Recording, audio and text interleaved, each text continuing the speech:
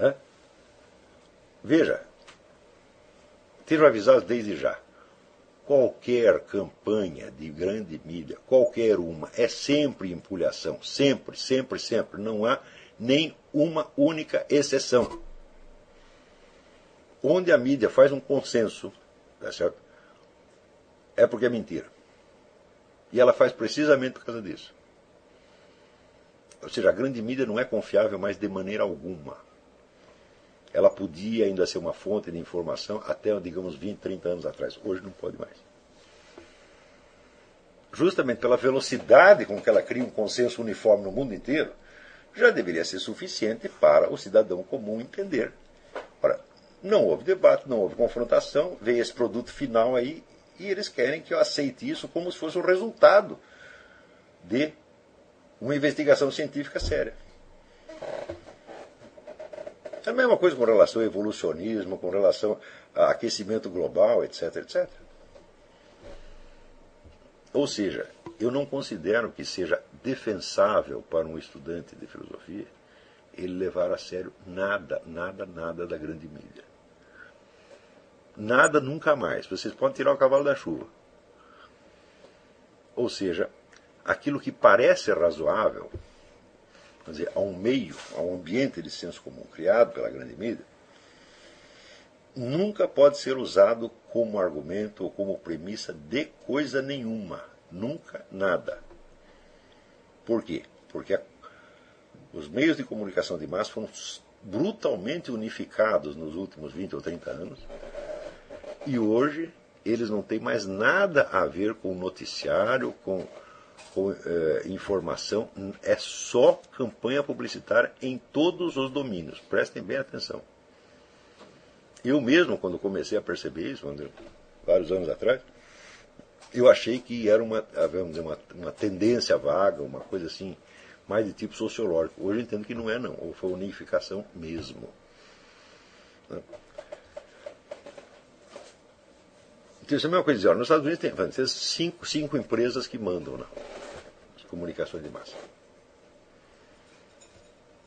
Então, graças a Deus, surgiu a internet, que permite você ter acesso. Então, veja, um dos artifícios usados por grande mídia é dizer, não, essa coisa é só coisa de internet. Isso quer dizer, ela está dizendo, aquilo que eu não publiquei não é confiável. Eu digo, mas isso não é argumento que você apresente?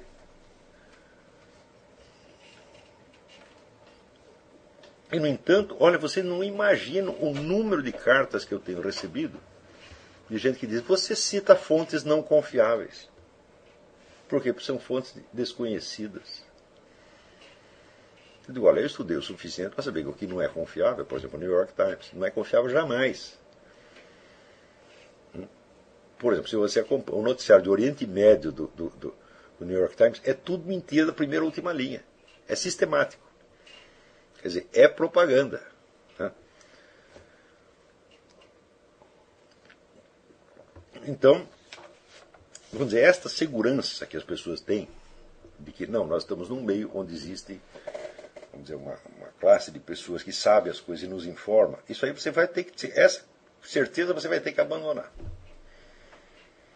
Enquanto você não abandonar, você não vai entender nada, nada, nada, nada. Enquanto você não começar, vamos dizer, a conferir tudo o que vem da grande mídia, mas não é tudo você não pode conferir, mas tudo aquilo que é uniforme. Quando aparece todos os jornais dizendo a mesma coisa, fala, aí é que é para você duvidar. Onde eles divergem, se está tendo divergência é porque alguém está buscando a verdade. Um pode estar mentindo, outro dizendo a verdade, mas quando todos dizem a mesma coisa, aí é justamente o que é para duvidar.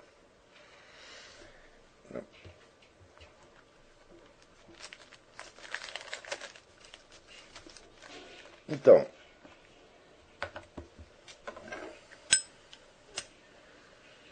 veja, a análise da retórica publicitária confrontada com os procedimentos semânticos e estilísticos dos grandes escritores é uma das experiências mais formidáveis que você pode ter na vida. Porque aí você entende o que é realmente a alta cultura e qual é quais são os problemas da alta cultura numa época de cultura de massa. E você entende também que o que pode sobrar de alta cultura num determinado país depende justamente de que haja um círculo de pessoas imune à grande mídia. Senão não sobrevive. Isso acontece, por exemplo, aqui nos Estados Unidos. Aqui você está cheio de intelectuais de primeiro plano que há 20 anos não leem o New York Times, não ouvem a CNN, né? Não leem o Washington Post, porque sabem que aí não vão aprender nada. Agora, no Brasil, a autoridade dos jornais da mídia é uma coisa assombrosa, assombrosa. O simples fato de haver uma entidade como Rede Globo, que tem 70% de audiência, isto garante o fim da alta cultura.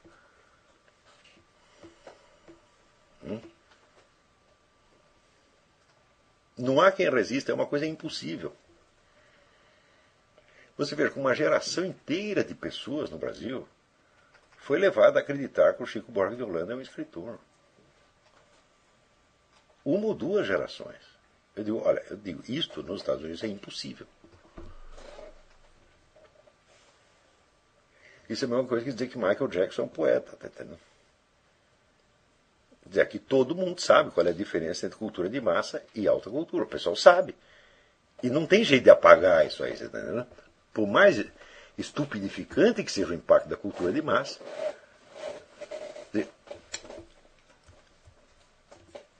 o círculo de pessoas envolvidas em alta cultura é grande demais. Agora, no Brasil, tudo foi destruído. E vocês vão ter que reconstruir. Por isso mesmo, vocês vão ter que ser espartanos. Eles falam, cultura de massa, não.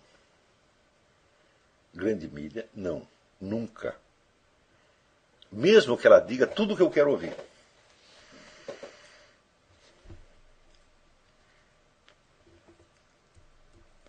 Claro, você pode usar a cultura de massa como um instrumento de informação sobre o que a cultura de massa quer que você acredite. É assim como você ouve um mentiroso só para saber qual é a mentira dele. Mas é só por isto. Agora, no Brasil, o cinismo da grande mídia é uma coisa que não se compara nem aqui com os Estados Unidos. Porque está muito mais centralizado aí. Né? E, fora da grande mídia, não há o mais mínimo de capital para você fundar um jornal, uma revista. Aqui ainda tem muita coisa independente. Aí não tem nada. E as pessoas conseguem, quero fazer um jornalzinho. Você vai conseguir fazer um jornal mensal que você vai entregar para... Se for um cara muito sortudo, vai entregar para 2.000 pessoas. E mesmo os veículos de internet no Brasil estão muito mal usados, porque não há independência mental suficiente para pensar fora dos parâmetros da grande mídia. Para pensar fora dos parâmetros da grande mídia, você tem que ter muita cultura. Você tem que saber muita coisa. Né? E é o que vai acontecer com vocês. Vocês vão aprender muita coisa. Certo? E vão adquirir a verdadeira independência. Independência não é... No Brasil todo mundo acha assim, não, eu tenho direito à minha própria opinião, eu penso independentemente, e daí quando ele emite a opinião independente dele, você vê que é igual a todo mundo. Né? Então, o pessoal acha que independência é uma questão de vontade, uma questão de autoafirmação. Fala, não é. Independência é uma questão de poder. Né? Alguns têm esse poder, outros não. Esse poder é conquistado através de muito estudo, muita reflexão, muita seriedade e, sobretudo, muita coragem. Enquanto você se sentir abalado porque suas opiniões são diferentes ou não serão aceitas, você está ainda no passivo. Ora, o meu professor de artes marciais, Michel Weber, dizia o seguinte: antes de você aprender a bater, você tem que aprender a apanhar. Apanhar como? Apanhar sem ligar. Não prestar atenção. apanhar e continuar, apanha e continua, apanha e continua. Aí sim, chega um dia em que você não liga mais para apanhar e daí você começa a bater. Agora, enquanto você está apanhando, meu filho, você não é uma força agente, você é um recipiente passivo da influência. Você só vai se livrar dessa influência, não é se isolando, não é proclamando a sua independência, mas é abrindo-se a outras influências, que é a influência da alta cultura de todas as épocas. Aí sim. Então, não tenho satisfação em prestar Rede Globo, porque eu tenho satisfação em prestar Santo Tomás de Aquino, Shakespeare, etc. Aí não tem mais jeito, aí eles não te pegam mais. Mas enquanto você estiver dependente deles, e note bem, eu peço que cada um de vocês analise a sua dependência. Veja quantas coisas que têm saído na mídia que você simplesmente acredita.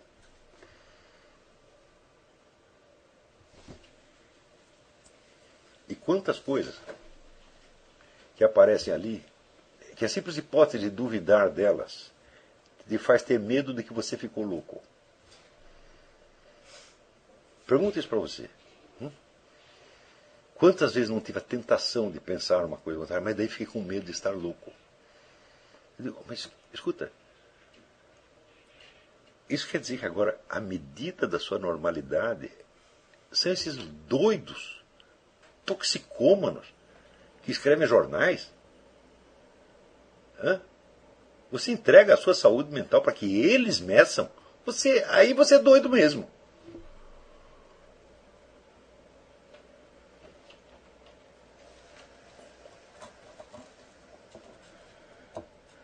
Olha,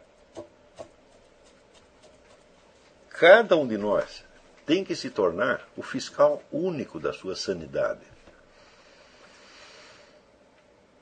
E você vai medir a sua sanidade pela sua sinceridade com você mesmo, pela sua capacidade de você falar com você mesmo e reconhecer as coisas que você sabe. Quer dizer, é a sua transparência para você mesmo que é o critério da sanidade. Não tem outro. Enquanto precisar de um terceiro, mesmo eu. Olavo, eu estou louco. Mas como é que eu vou saber? Problema seu, meu filho. Eu cuido da minha loucura, você cuida da sua. Certo? Ora, então, vamos dizer, esta espécie de solidão acompanhada, que onde você vai, você está trazendo todo o legado da cultura, da religião, etc, etc. Isso te coloca numa posição soberana, não em relação a toda a sociedade, porque nós temos um dever para com a sociedade, né? Mas em relação aos atuais, os donos da opinião pública. Ora, eu trabalhei em jornal há 40 e tantos anos, eu conheço esses caras. Conheço todos eles. Não o pessoal da redação, mas os chefes da redação, que são todos homens da minha idade. Conheço todos. Eu não compraria uma caixa de fósforo de nenhum deles. Eu sei que são todos loucos, em geral bêbados, quando não toxicômanos, com problemas psicológicos terríveis. Quase todos eles passam metade da semana no psicoterapeuta. Eu vou me colocar sob o julgamento destes infelizes? Mas nunca, gente. Agora, se você vê o jornal pronto, o programa pronto, você não sabe de onde saiu. Você não sabe o que é o ambiente onde se produz isto. Que é um verdadeiro hospício.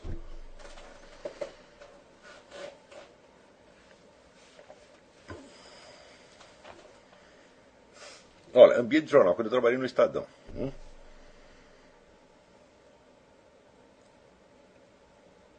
Já tinha até convênio com o hospital psiquiátrico, tanto o camarada que ficava louco lá dentro. Se você entrava normal, você ficava louco ali dentro. E olha que ali não era dos piores ambientes, né? Então, um dia pega algum jornalista velho, aposentado, e pergunta como era o ambiente lá onde você trabalhava. Por exemplo, eu me lembro que ali na redação do Jornal da Tarde era o maior consumo de álcool que eu vi ao longo de toda a minha vida. Eram todos bêbados. Pior, por influência do ambiente eu virei bêbado também. Eu odiava beber, comecei a beber por causa daqueles caras. Então, como é que... E essas pessoas é que dizem para os outros o que elas devem pensar. É uma coisa terrível. Eu me lembro que tinha um sujeito lá que fazia previsão do tempo. 3 vezes por semana eu via a seguinte cena. Ele fazia a coluna dele com a previsão do tempo. Daí saia na rua. Estava assim. Puta merda. Voltava para refazer a coluna. É nessa pessoa que vocês confiam, pô. Então, ó, mídia, vocês esqueçam. Mídia é lixo. 100%. Vocês têm que acreditar em livros, em estudos científicos. Mídia, jamais. Né? Onde se assim, uma pesquisa revelou que não sei o que, faz o seguinte, vai ler a pesquisa. Em 80% dos casos você vai ver que não é aquilo.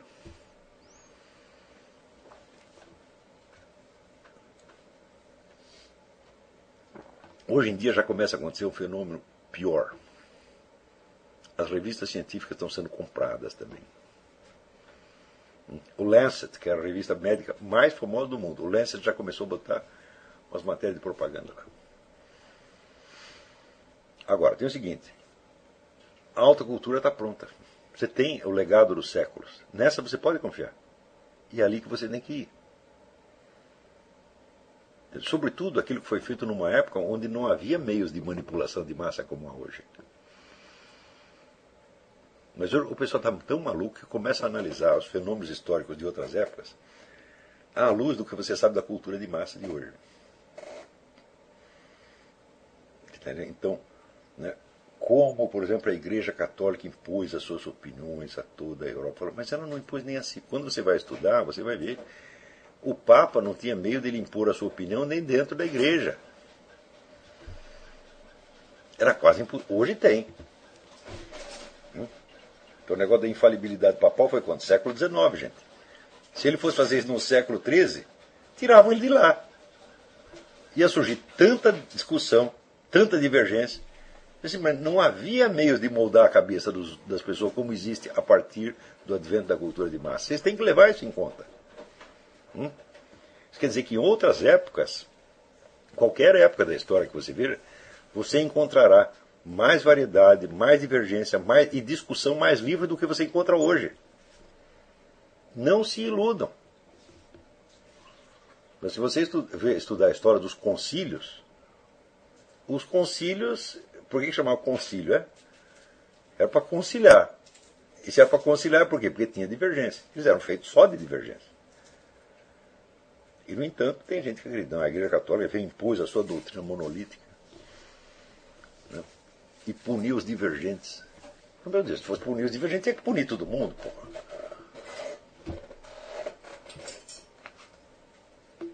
Então, por exemplo, mas a Igreja perseguiu os judeus, etc, etc, etc. Quando o judeu era perseguido, para onde que ele ia buscar abrigo?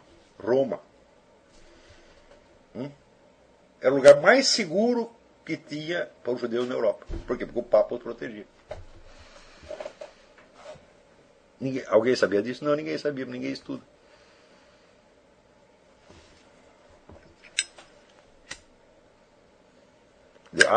Tinha bispo, tinha cardeal perseguindo judeu, tinha um monte. Por isso mesmo eles iam para Roma. Isto mostra o seguinte: primeiro, o Papa não tinha o menor controle sobre o que os fulanos estavam fazendo. Segundo, ele estava querendo fazer o contrário do que eles estavam querendo fazer. E isto foi assim até bem depois da Renascença. O Poliakov escreveu um livro isso. Como é que chamava? Os Banqueiros Judeus do Papa. Foi por isso que acabou surgindo grandes negócios entre o Papa e os banqueiros judeus, porque eles estavam indo tudo para Roma.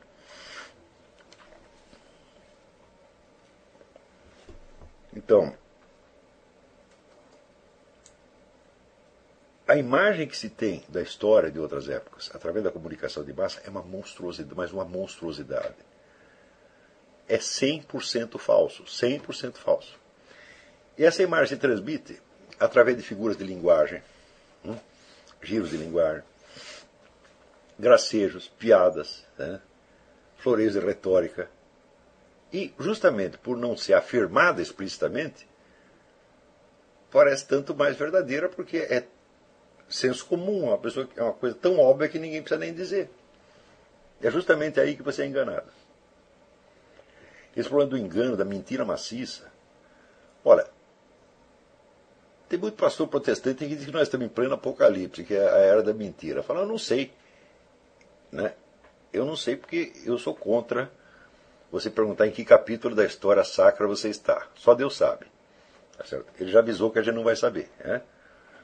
Então, olha, especulação. Mas acontece que às vezes parece mesmo. Você está entendendo?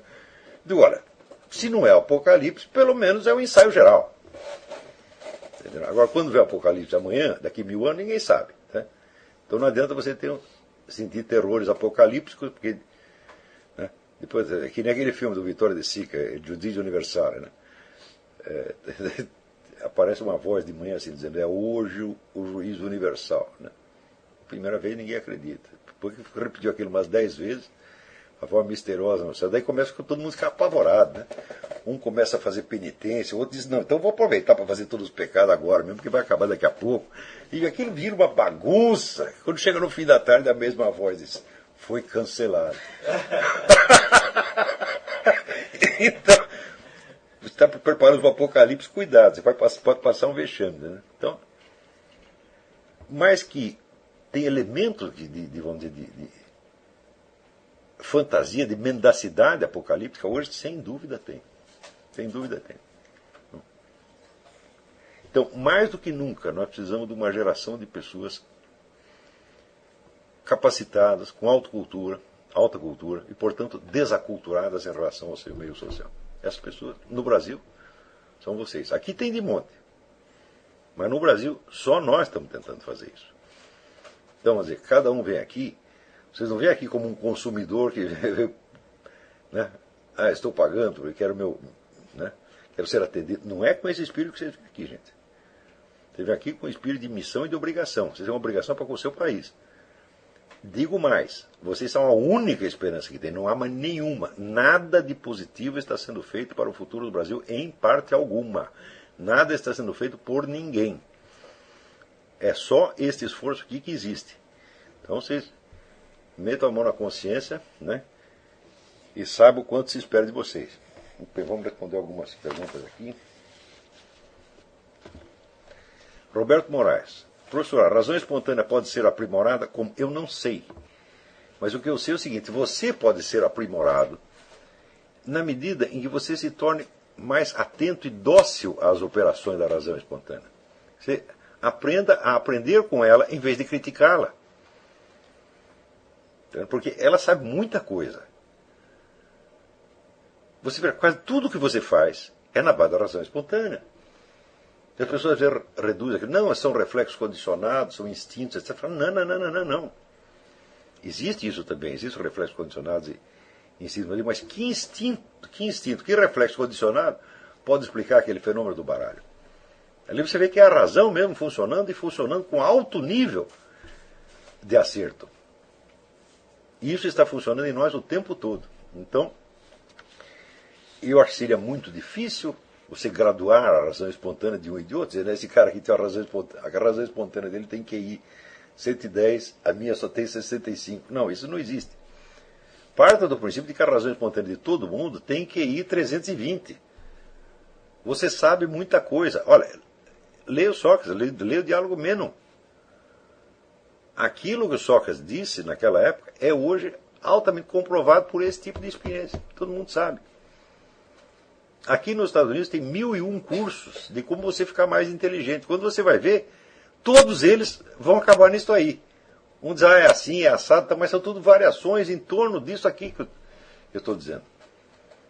A atenção dócil à razão espontânea. Confessar para si mesmo aquilo que você já sabe. Isso não quer dizer que você vai abdicar da razão crítica, da razão reflexiva. Não. Você apenas vai fazer com que, ao se aproximar, vamos dizer, de certos conhecimentos fundamentais que você precisa para a sua vida, ela refreie o seu instinto de fazer perguntas idiotas e de criticar as coisas. Entendeu?